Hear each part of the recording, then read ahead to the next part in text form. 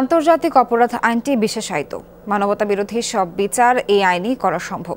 তবে যুগোপযোগী করার লক্ষ্যে কিছু ধারা পরিবর্তনের জন্য আলাপ আলোচনা চলছে বলে জানিয়েছেন ট্রাইব্যুনালের chief prosecutor advocate Tajul Islam.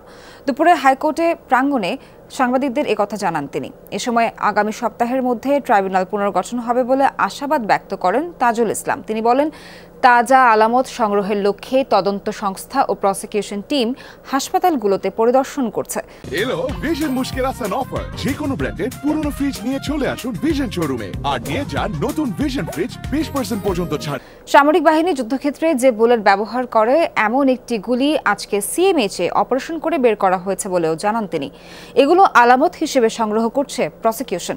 আন্দোলনে হতাহতদের স্বজনদের কাছে যা আলামত আছে সেগুলো প্রসিকিউশনে জমা দেওয়ার আহ্বান জানান চিফ প্রসিকিউটর।